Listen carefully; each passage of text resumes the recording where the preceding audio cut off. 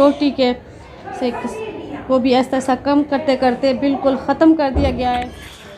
अस्सलाम वालेकुम नाज़रीन, इस वक्त हम मौजूद हैं मुख्तार भाई के पास और इनसे पूछते हैं कि इनको सिक्योरिटी के हवाले से क्या मसला दरपेश है। तो इनसे पूछते हैं। अस्सलाम वालेकुम जी। वालेकुम सलाम। शुक्रिया कैनात मलिक साहब। अज जरा 2002 ਦੇ ਵਿੱਚ ਇਹ ਵਾਕਿਆ ਥਿਆ ਹਾ तो परवेज़ मुशर्रफ साहब की हुकूमत ही टाइम उन्हें जरा ना ता हयात इतना कर एक चौकी भी बनाई हुई तो मतलब जितना मैं वेंदी हाँ वहाँ से जो है ना गार्ड्स भी सिक्योरिटी गार्ड ना सिक्योरिटी गार्ड नहीं एक गाड़ी लीड करेंगी है। मतलब एक गाड़ी भी है एक मोटरसाइकिल भी था। दो बंदे मोटरसाइकिल पे गार्ड्स करेंगे हैं और बाकी जो है ना गाड़ी गार्ड करेंगे। तकरीबन 2006 तक ये गाड़ी रही है। मतलब कहीं कराची तक भी मुझे सिक्योरिटी मिली है, इस्लामाबाद तक भी मिली है। हालांकि पूरे पाकिस्तान जहाँ भी गई हूँ लेकिन सिक्योरिटी एयरपोर्ट तक सिक्योरिटी का होता हो जाते थे।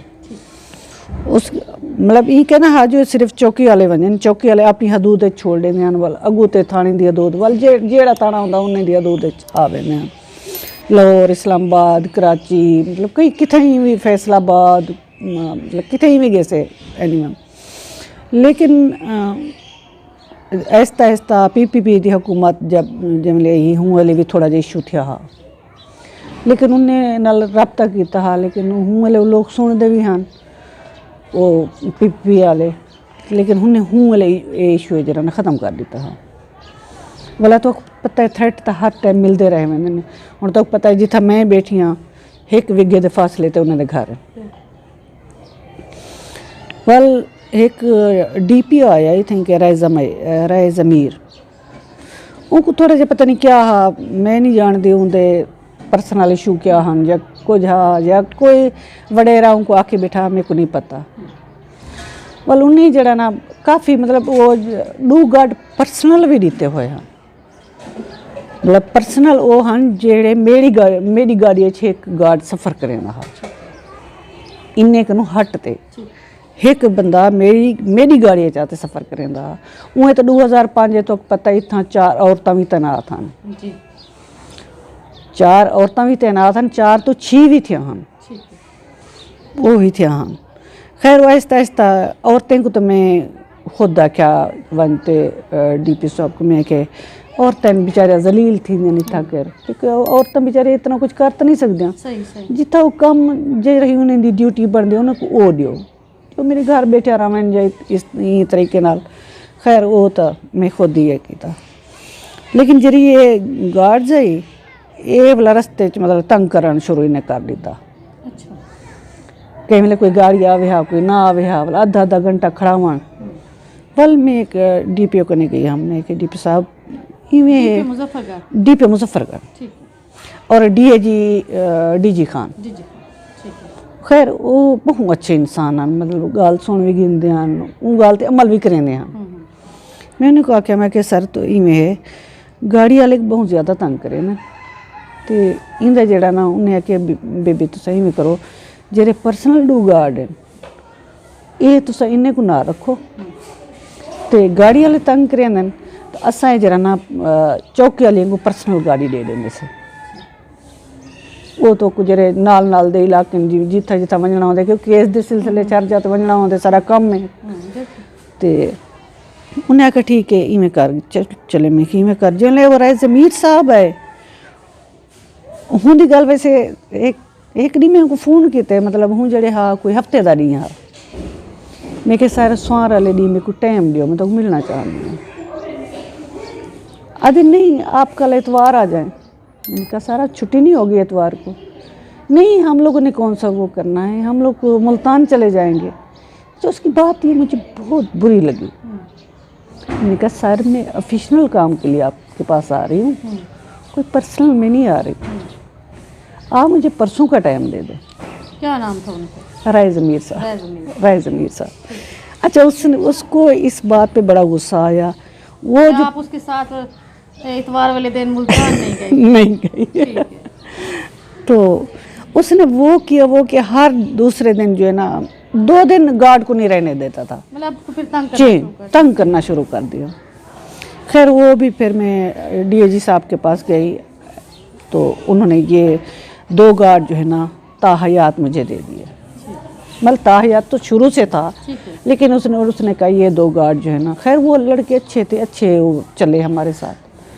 तो उसके बाद वो एक लड़का लाहौर तबादला करा गया, एक बच्चा। फिर दोबारा ये राय ज़मीर साहब आपको जो बंदा पसंद हो मुझे बता दे। मैंने कहा जो मैंने पसंद करना था मैंने शादी कर ली है। ठीक है, ठीक है। देखिए एक बात होती है ना, हाँ। मैंने कहा जिसको मैंने पसंद करना था उसको मैंने कर लिया। ठीक है। तो फिर उसने वो मेरे शोहर को उठा के इधर ही लगा दिया, आपका सिक्योरिटी गार्ड। सिक्योरिटी गार्ड हो गया। ठीक है। चलता रहा। लेकिन अब डीपीओ आया ये न्यू, ये तकरीबन इन्होंने हटाई है 16 तारीख को, पिछली 16 को, आज 18 है ना, पिछली 16 को इन्होंने वो एक गार्ड भी ले लिया, कर लिया। मैं फिर 16 को उन्होंने ये हटाया है, मैं 20 को गई हूँ। मैंने कहा सर ऐसे ऐसे, क्योंकि मुझे तो थ्रेट है, क्योंकि अभी भी तकरीबन उन्होंने एफआईआर नहीं की, और पिछली तकरीबन 12 तारीख को मेरी एफआईआर दरख्वास्त सिटी थाने अलीपुर गई पी है।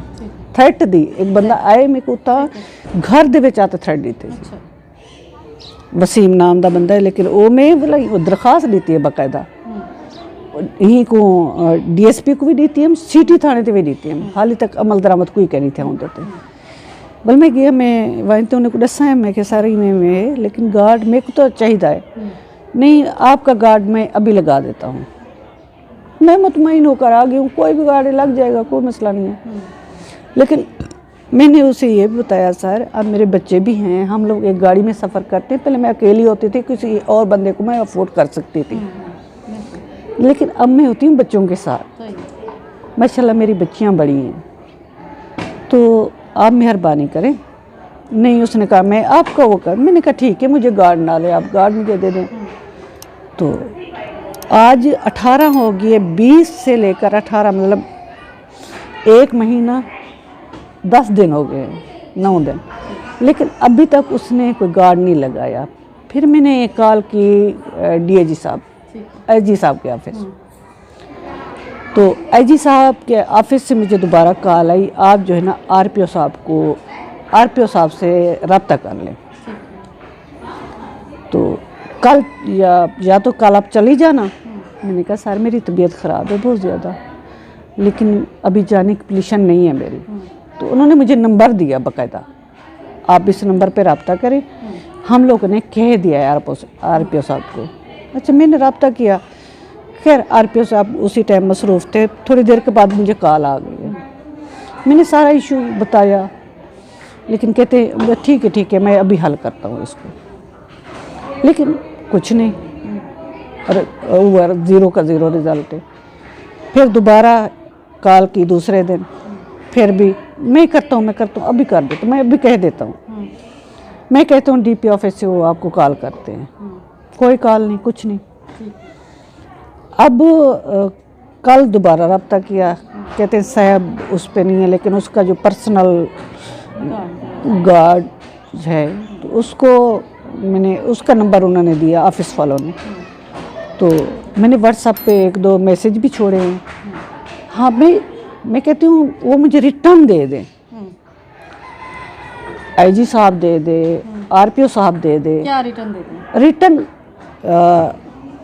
दे दे, डीपीओ मैं बताती हूँ, डीपीओ साहब दे दे जो आपको कोई ख़तरा नहीं है। ठीक है, मैं कभी नहीं कहूँगी मुझे दो। ठीक है।